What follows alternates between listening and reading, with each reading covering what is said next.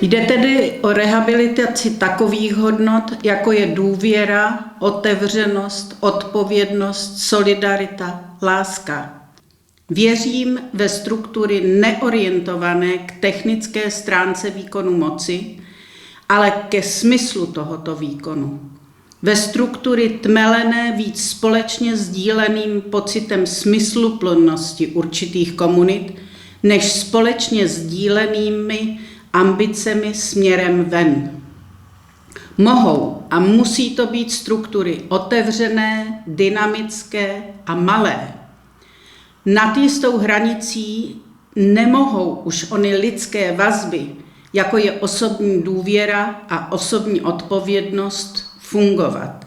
Poukazuje na to Goldsmith.